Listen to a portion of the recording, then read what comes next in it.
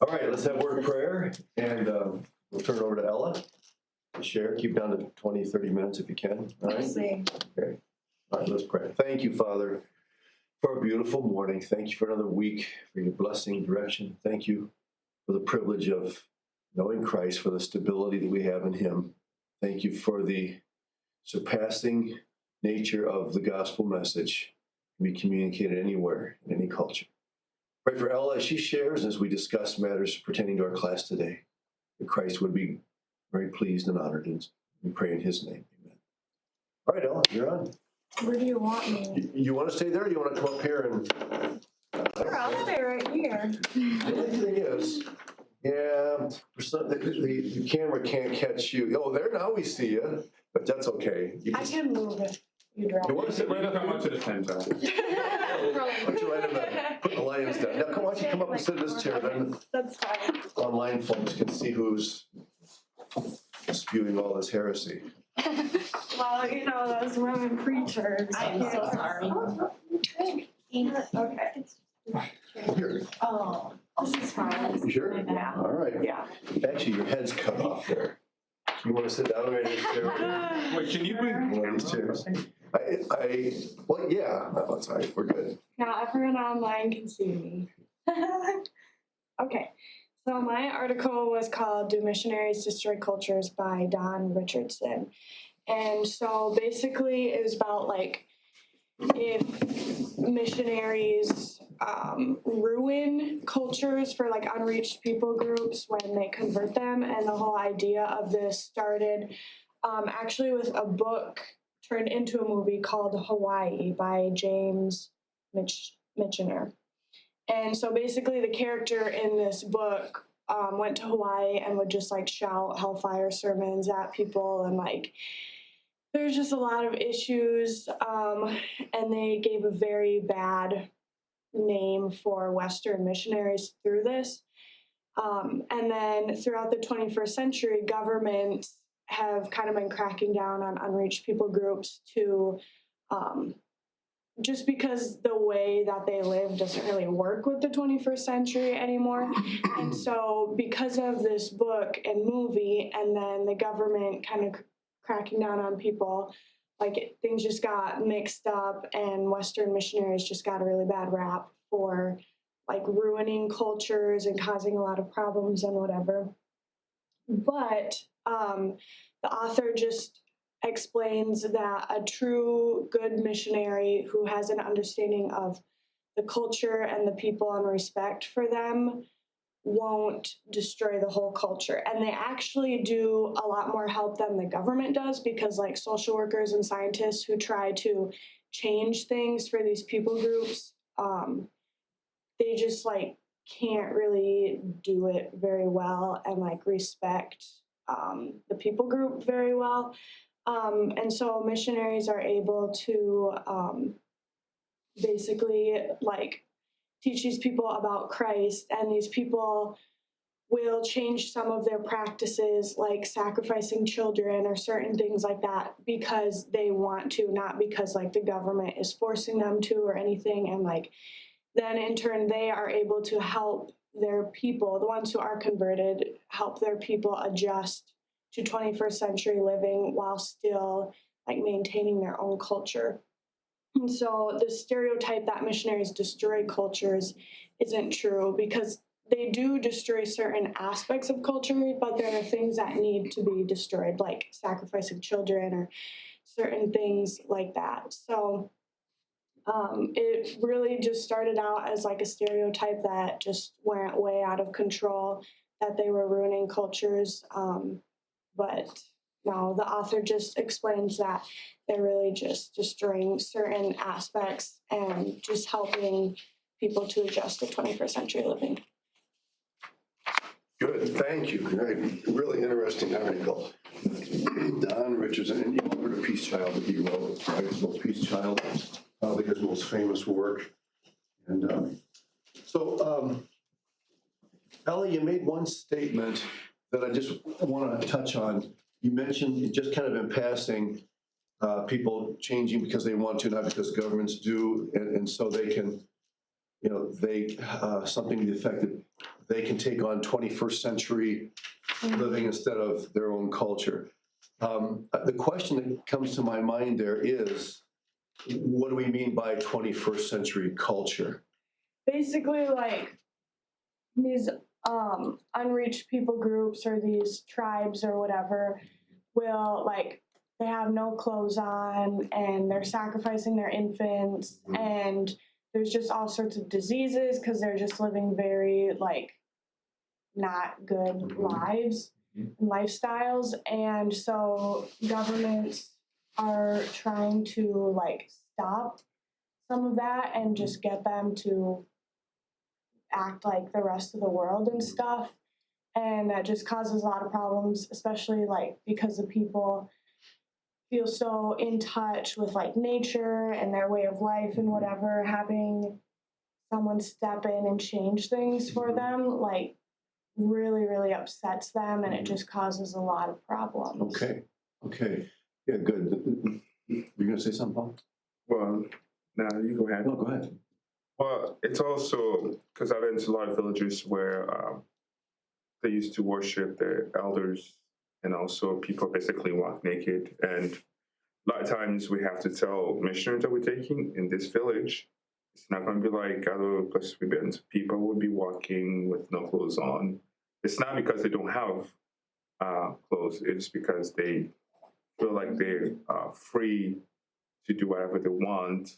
And for a foreigner coming to them like, oh, you can't do that, it's like setting another rules for them, saying, now we're in charge, we tell you what to do. So for them, it's like, no one's in charge, we just have to do whatever we want.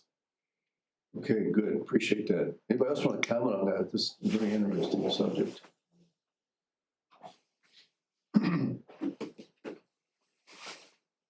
When we say 21st century culture, what normally drives that statement? What is it about the culture that makes it 21st century? What do we normally associate that with? Technology. I think you hit, that's probably the word that covers just about all of it. The more advanced a nation or people group is technologically, the more they are, up to date. And so a lot of times cultures like this, Ella, and Paul, like you mentioned, are considered to be behind the times because they don't have the technology, when actually it may not be a technological issue for them, it's an ideological one. To wear clothes in some places is to separate me from nature, when actually, in many animistic cultures, the more you bond with nature, the better off you are. And so if that means not wearing clothes to identify with nature, I mean, think about it. This may sound really strange, but you could say that wearing clothes comes from a Judeo-Christian culture. The idea that Adam and Eve sinned, so they had to put clothes on. Well, that's your guys' idea.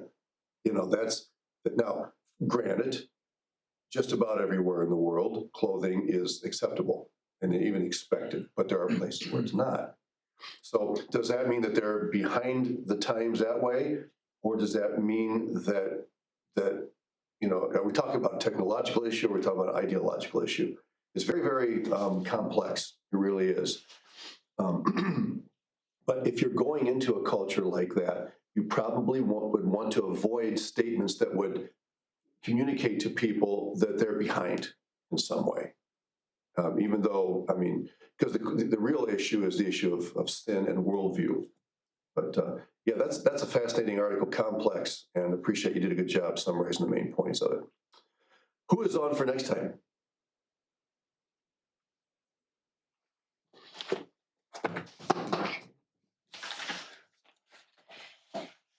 Let's see if I can help you out a little bit. Oh, it's Miriam. She's not here. Okay, she is on for next week. Then, then spring break, and then James, you're on when we get back. Okay, so Miriam's, just so you can read it, let's see if I can read my own writing here.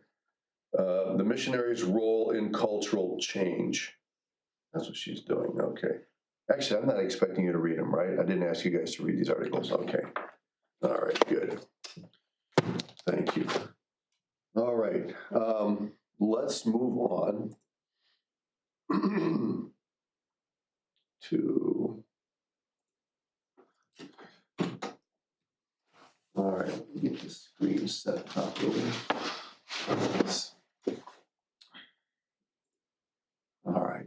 Okay. We talked last time a little bit about bribing, right? And I think we stated a legitimate difference between bribing and tipping, right? Tipping is expected. It's part of the wage. Now, one thing I just would tell you, we say that tipping is legitimate because part of the salary, part of the wage of the server is built into the tip, right? Or the tip is built into the wage. In other words, when you're hired to be a server at a restaurant, you know that the wage the restaurant is paying you is not going to be enough to justify what you do. So the tip is understood culturally to complete the wage.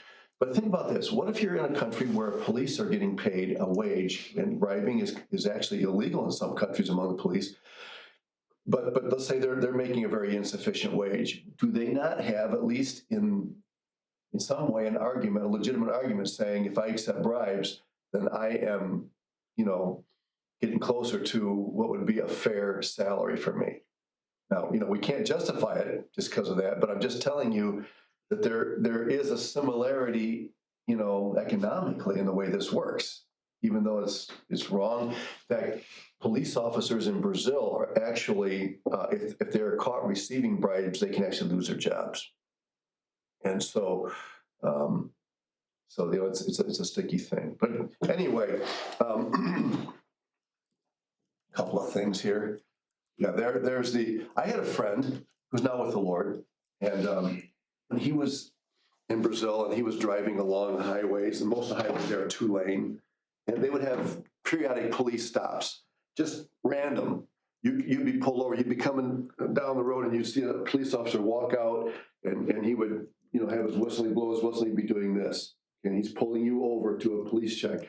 It doesn't mean you did anything wrong, it's just, they can do it if they want. Many times we drive by, they'd just be sitting there watching us. But other times, and I don't know if they had a quota, they had to, pull a certain number of people over. And what they would do is they would check your documents. They'd, where's your registration?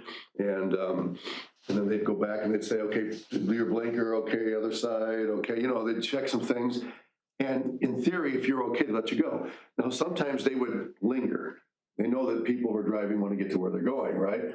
They would linger, and they would, ask you a bunch of questions. They maybe ask you to try something else. And that what they were doing is stalling for time, hoping that you just give them a little something so that they would say, okay, you're good to go,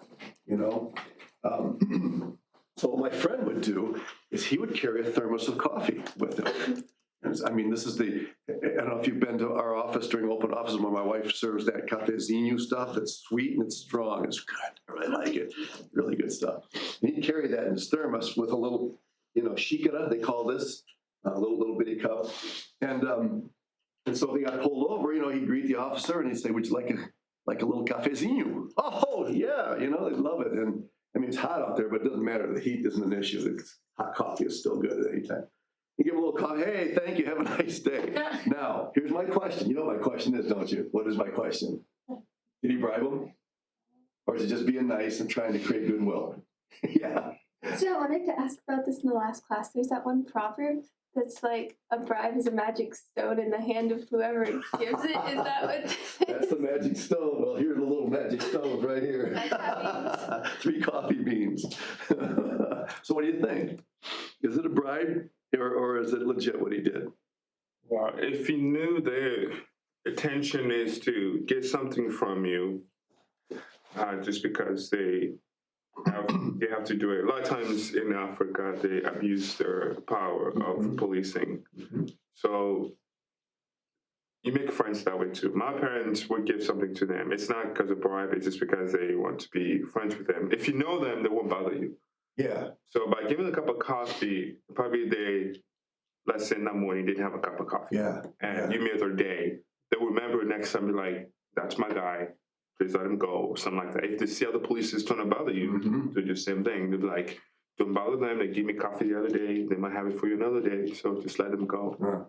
Interesting. Something's the bribery. It's more like, you know already what they're gonna do, Mhm. and you give them a cup of coffee, Yeah. probably be like, "Oh, thank you." You know, we won't even take you of a coffee. Yeah. So, yeah. Interesting. That reminds me so much of Northeast Brazil, Paul. I had a pastor friend. In his church, there were 5 police officers who had become Christians and were strong members. Some of them were deacons in the church. One of them was a captain in the police department. And one day, this pastor was driving to another town, and he's speeding, and he gets pulled over by a policeman, and the policeman is going to fine him.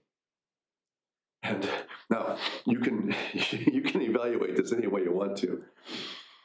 What does the pastor do? Rightly or wrongly, he feels like the guy's actually, I don't know that he was speeding. I think the guy may have been looking for a bribe and was trying to find a reason to get a handout. I think that's the case. I don't think that there was a legitimate fine involved in this situation, okay? And so the guy is just kind of egging him on for a bribe. So what does he do? He gets on his cell phone and he calls the captain of the police department, who's a member of his church, and he says, "Here, I met a police stop. I want you to talk to him." He hands the phone to the police officer, and the captain chews this guy out. And the guy is literally on the phone with the police officer going like this as he talks to him on the phone. "Yes, sir, yes, sir." And he hands on, "I'm sorry, go on your way." How does that strike you?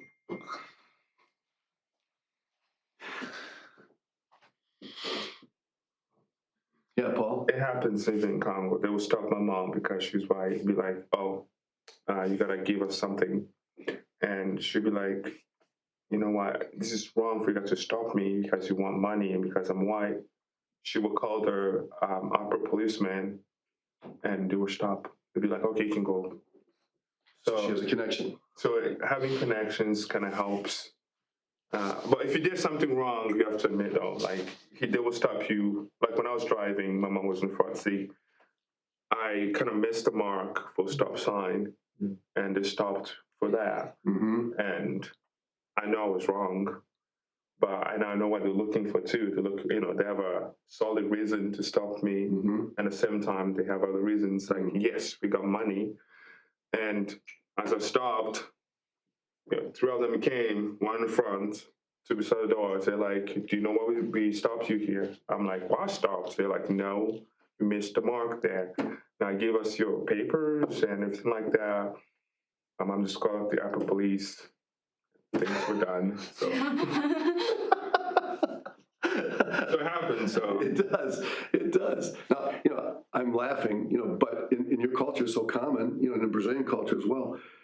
So there is a huge gray area in this whole discussion, okay? We've spent quite a bit of time on this because this is a good example of, struggling to draw your parameters, establish your limits and know exactly, what to do and when to do it.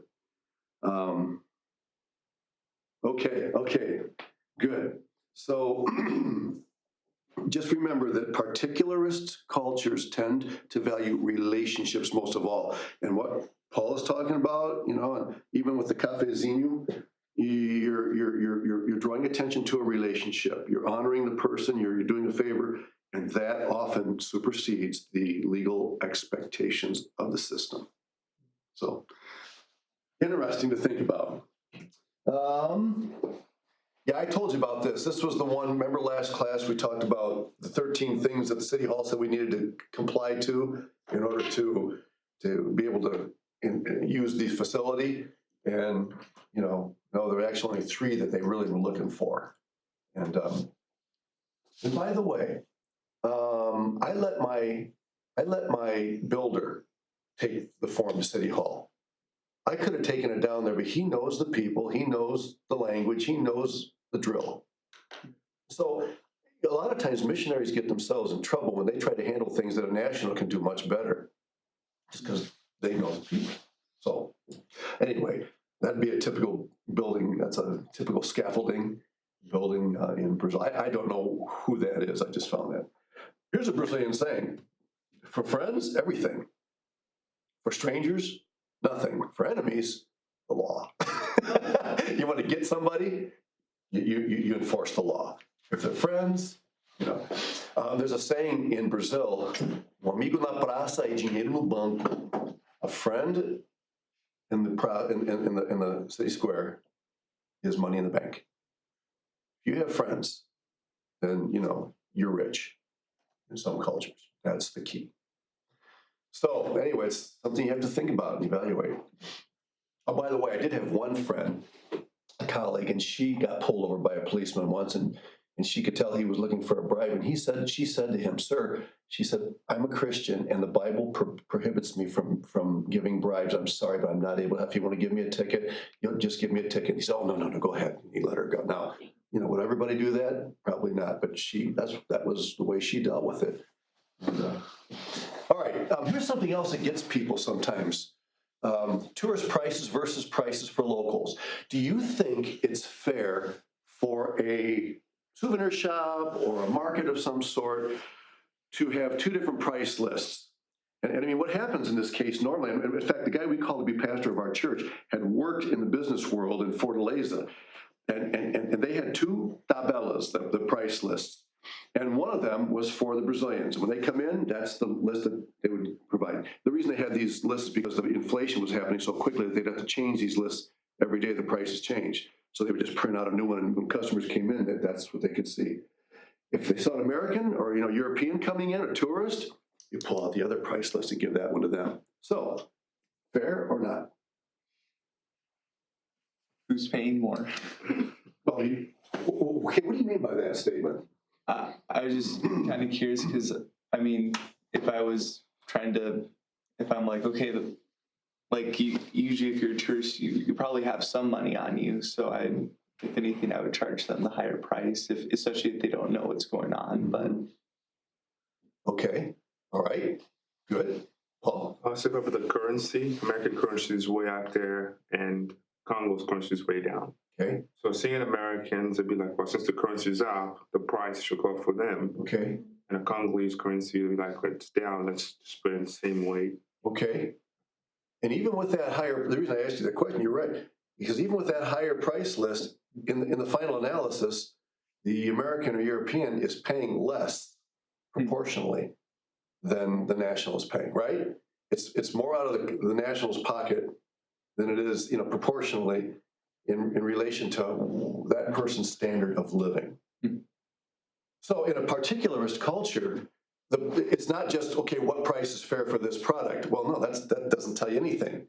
You got to know who's buying it and what ability they have to afford it. What drives prices today? If you're a manufacturer, what's going to drive the price you put on something? Demand. Demand, and along with demand, the ability of someone to pay, right? Yeah, and so. And that's one of the blessings of capitalism. Capitalism has its curses, okay? But one of the blessings of capitalism is that it encourages competitive markets. And that's what keeps the prices down. Because this guy wants to charge a lot, but this guy wants the business, so he's going to undercut his price. Oh, he's got to respond, and there's this constant game going on. And that's why we're able in America to buy things fairly. I know right now there's inflation going on, things are expensive, okay? But, in general. All right. So that's exactly what's going on here. Now, this tourist prices versus prices for locals, the great tourism ripoff. Is it really a ripoff? Well, from the tourist vantage point, yeah, it's not fair. But they don't see it that way. Emma? When my mom went to India, she went there twice. And she was there for business, so she had someone always with her chauffeur kind of person. And when she went to the markets and that, he would argue for her because he knew how expensive they were upcharging. Mm-hmm. And so it definitely does happen on a regular basis. It does. It is important to remember proportionally for us it's more expensive than what they're paying, but they also have less than we do. Mm-hmm. So yeah, but what you were just saying about it's technically, yes, they're ripping us off, but not in proportion to what we have and what we Now, you use the word argue. What's the little nicer word we use when you're discussing? Negotiating. Yeah, negotiating, bargaining, dickering. Yeah. I mean, okay, you're arguing in essence, and what's interesting, I found when I went to Brazil, I felt like I was sinning if I started dickering a price, because I felt like I was arguing. I felt like I was trying to bring this guy down. He's already, poor by comparison, okay, if you will. And I had to learn that if you don't do that, you're actually considered an idiot. Like, what's the matter with you? This guy didn't even, and it almost could be looked at as arrogance. This guy is so rich and so arrogant, he's willing to pay that much money just so he doesn't have to deal with me. So it actually becomes a negative thing not to dicker. And don't worry, if you're dickering with somebody in another country, they know what their bottom price is, okay? If they get down to their bottom price, you'll know it because they will not offer you anything better, okay? So if you're walking away and you say no and they're chasing after, hey, it's because they still have a margin there, okay? There's still, so don't worry about that. And so anyway, whoops, sorry. Here's another one. I'll read just part of this. Here, our views on tourist pricing have completely changed since writing this article. It's amazing how we grow and learn as we travel. While there are still good arguments on both sides, we now believe strongly that all people deserve to see the sights in their own country. It's unfair that tourists can afford to visit the pyramids of Giza, while even with tourist pricing, many Egyptians will never see them. Tourist pricing brings us together and allows us to better share the wonders of the world, no matter our level of wealth. It may seem annoying for travelers, but I would personally rather pay more and visit sites with the authenticity of being surrounded by locals rather than locking out those whose ancestors built them simply because they can't pay enough. That would leave us with a world of wonders mainly visited by white people, and that's unfair. I like that statement. I just think that's well said. And notice they had to come to that. Whoever wrote this had apparently written some of this back in 2013. I think that's a really interesting statement, So they're saying it's not just about how much I have to pay, it's the ability to be able to share this tour site with the locals, the nationals, whose very people built these places. And, it's kind of just a different perspective. All right. I'm just going to give you some verses really quick. I don't have a lot of time to spend on them. In fact, let me just take a look at my schedule here and make sure. Okay, we're supposed to, okay. Who said that, by the way, for those of you who've taken Acts class? We haven't gotten there this semester yet. Remember who said that? Walks into a Gentile's house. Peter. Yeah. Yeah, Peter in the house of Cornelius. After God let that sheet down and said, eat anything you want, right? That was the picture of the guy. That's the message God was trying to show him. Now let me just ask you this real quickly. I think this is important. What do we mean when we say that God shows no partiality? Does that mean he treats everybody the same way? So Dylan, you're saying no, so how do you defend that? Well, the Bible says he's not a respecter of persons, but at the same time, he chose Israel above all other nations, and it said, Jacob I loved, but Esau I hated. Okay. So you're right. God doesn't treat everybody the same. He favored Israel, right? Does God choose some to be saved and not choose others? Is that not partiality? Is he not partial towards some by choosing them to be saved? No merit of their own, while not choosing others? Well, on the saving side, I believe a person who's chosen by God, for sure, they will know that they're saved. Because if you're not saved, you have to be saved to be chosen by God. You have to believe that Christ died for your sin and through that. Okay. So other people might take it different, like, well, God didn't choose me, so why would I need to get saved? Why would I need to believe in this when there is, Okay. Yeah, good. Justin? I don't know if this solves the whole argument, but the passage that usually comes to mind for me is Colossians 3. And I'm trying to remember which verse it is, but it talks about there's no Jew, there's no Greek, no slave, no free man, except Christ is in all and is all. And so kind of just the aspect of salvation that it has come to all people and available to everybody. Okay. No, you both are, all these comments are valid. What you have to understand the context in which Peter says this. The issue here is not economy, politics, ethnicity. The issue that Peter has just dealt with the sheet coming down is how do people get right with God? How do people have a relationship with God? And it's not by becoming a Jew. In the Old Testament, if Gentiles wanted to be saved, they had to essentially become Jews, right? They had the men had to be circumcised. There were rites and feasts and all that. They became Jews. Peter is learning now that's no longer the case. There is no nation in the centerpiece of God's plan of salvation in the church age. Now that will be restored in the millennium, but in the church age, and that's what the Council of Jerusalem was all about in Acts 15. The Jewish believers, they were true believers in Jerusalem, and they were saying, wait a minute, Paul and Barnabas just went into Gentile territory. Are these guys being circumcised? Are they keeping the law? All that. And so that's what's going on here. In fact, that council took place after this, just to show you that even though this has already been settled, the Jews are still really wrestling with it, but Peter understands. So the partiality here is in terms of how people come to God and are rightly related to him. There's no difference between Jew and Greek or Jew and Gentile. Okay, good. So well, here's a good one for you. 10 Commandments? Yeah. Okay, now, can God break his own rules? You know I'm setting you up, don't you? Let's just think about that question. Okay, Leviticus says if a man commits adultery, what happens to him? Kill him. Yeah. Okay? Same book says if somebody commits murder, off with his head, or probably stoning, right? Okay, so 2 Samuel. David commits adultery and he murders her husband.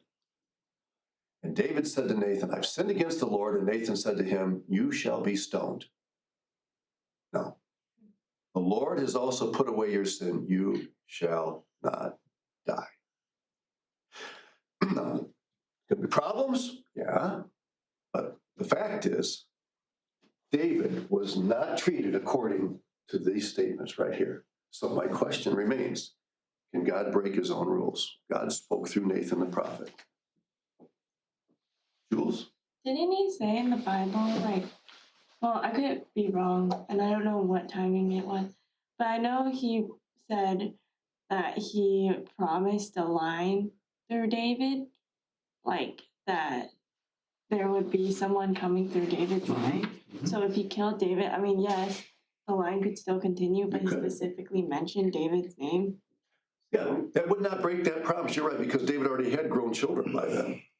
And so, that promise would still be intact. But even if it wasn't, did God break his rules by not subjecting David to the laws that he gave to the entire nation? Is this particularism on God's part? Well, doing this when Nathan was telling David this already, Bathsheba was already pregnant, so the line could still continue on. Right. The line would, although the baby dies, right? Yeah. But he had other children too. So, yeah. So the phrase, the Lord also has put away your sin, could it be seen that, that this law is no longer going against David because it's been put away from him, that God has forgiven him? Okay. In other words, because he confessed, he's forgiven, and that forgiveness maybe supersedes. Maybe these commands are assuming that somebody does this in cold blood with a hard heart, and therefore they need to die. But if we kind of say, well, but if in this case somebody confesses, then there can be alleviation. Is there wiggle room there for that? That's a good question. Yeah. I was thinking they're the 10 Commandments thing. Didn't he put the 10 Commandments there not to set a bunch of rules that they had to follow? but to show them that they were sinful and they couldn't follow all of that. You're right, and yeah, that's what we stress that in Romans class. And Paul says in Romans 3:19 and 20, the purpose of the law is to expose sin. Yes. But that doesn't mean that you just, as long as you get the principle, you don't have to stick with the specifics. See, in other words, the specifics of the law that's still God's command. Even though you're right, the purpose of all this is to expose sin, there are still consequences there are consequences here and here. The difference is God changes the consequence. Instead of him being put to death, he's now going to be, he's going to spend the rest of his life basically suffering. His sword will not depart from his house, right? Problems in his family.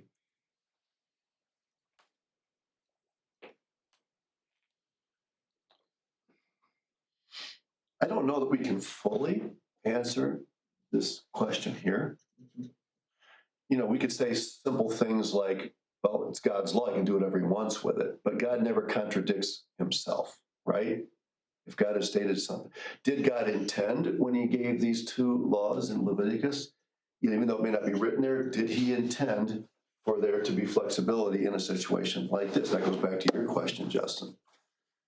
So there's some things that are tough. Yeah, Delaney? Would this be kind of like God created the Sabbath for man and not man for the Sabbath, and the Son of Man is Lord also of the Sabbath? Mm-hmm. And so, I don't know, we kind of already talked about that, but if God is the arbiter, then when man is in government, they need to follow the rules that God put in place. But if God's the one governing, then he made the rules. Yeah. However you slice this, you really can't escape the concept of flexibility. There's some elasticity built in here, even though it may not be stated explicitly here. What else are you going to do with this, Justin? And again, I don't think this describes everything, but even just seeing, as Jesus talks about the law, that he cares more about the heart.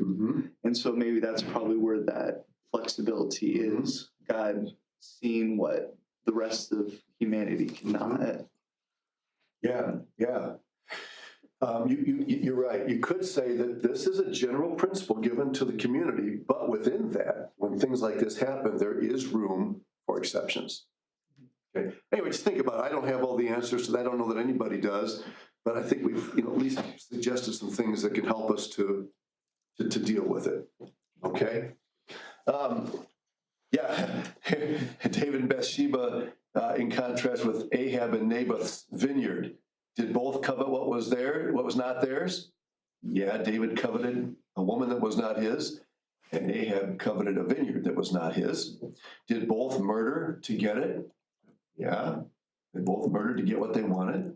Did both die for their sin? No, Ahab did. But again, you could say, well, but there's a difference in the heart. David had a heart to repent, and he submitted himself to God and repented. Ahab, did not. So there was a difference in the heart attitude that impacted the way that the penalty was or was not executed. Interesting. I mean, what's the difference between Peter and Judas Iscariot? Judas Iscariot betrays his Lord with a kiss. So he's arrested. Peter runs away and 3 times denies he even knows him. And yet, the difference in the heart are these guys. David, Saul, there are lots of contrasts like that.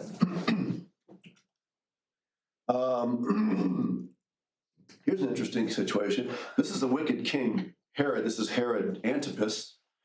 And John the Baptist rebukes him, for marrying his brother Philip's wife, stealing her, basically. And yet notice that because he had made an oath at his party, he really respected John the Baptist. He feared him, but because he had made an oath, he went through with a promise to give his daughter whatever she wanted. Of course, it was all instigated by her mom. So oaths are very, very important, even in the non-Jewish. This isn't just a Jewish thing. Even in the Gentile world, this type of thing functions. And then Jephthah, that's another really thorny one. And of course, the big question there is, did he actually sacrifice her, or was that language that signified that basically it's like considering her dead because, in that culture, if a woman was not able to bear children, she was as good as dead. That sounds really harsh, but that's the way it was often viewed. If she was widowed, in fact, you mentioned India, even in India today, in some cases, if a young woman is widowed, some people will even avoid walking on the same side of the street with her because they feel like she's been cursed somehow, and that's why her husband died. She's somehow responsible for that. Just really. So there's a lot, but just another example of us. Yeah, Saul made an oath, right? Remember when he said nobody's going to eat anything, or until we take care of the enemy. And what does Jonathan do? He didn't hear the command, so he takes a little bit of honey. His eyes are brightened and he's strengthened. His dad finds out, and he says he's got to die. I mean, that seems very universalist. Here's a guy whose own son says, "Dad, I didn't even know about the command. Doesn't matter. You disobeyed, you will surely die." Universalist? Sounds like it. There it is. There's the command. He says, even if it be my son Jonathan, which he never anticipated it would. And ironically, that's exactly who it was. Yeah. So I'm not trying to answer all the theological questions here, but I do want you to, if you're in a country that is more particularist, just be aware that things aren't, we live in a broken, imperfect world. There is no legal system that's going to completely 100% address every angle of every issue. Here, if a man lies sexually with a woman who is a slave, and this is interesting, assigned to another man and not yet ransomed or given her freedom, a distinction will be made if the owner, for instance, lies with her. There's a case of this would be probably fornication, the broader term. And yet, these two will not be put to death because she was a slave. Say, what difference does that make? But it made a difference. If she was considered a slave, she was property. Did God recognize that in culture? Well, there's an issue for you to chew on, but we don't have time to get to today. Galatians 6, notice, especially to those who are of the household of faith, we've heard that a lot of times. I mean, when push comes to shove, we have a special responsibility to our own family, the family of God. That's a particularist, relationship-oriented motivation, especially to those who are the household. Okay. All right. Good. All right, questions or comments about that? I threw some pretty thorny ones at you. Anything you want to add or ask? We have just a few minutes here. We're done. Did we fill in everything in the notes for the rest of that section on particularism? Universal. Hmm? There's still some. Okay, let's take care of those. Where do we leave off? We need number 1 in a universalist culture, and then the rest from there. Okay, top of 30, is it page 36 in your notes? Yeah. Okay. All right, so in a universalist culture, all right, truth must come first. Truth should trump loyalty. Relationships are important, but the most important is truth. The reason for that is because the feeling is if you don't put truth first, then you will completely lose control of any legal consistency, right? If people become the primary driver for what you do, then eventually there'll be no way for you to maintain order. So truth has to be central. B, however, even universalists break laws in small ways, and we call them sometimes what? What kind of lies? White lies. So that's the word, 2 words there in the parentheses. White lies. It's just a white lie. It's not a big deal. So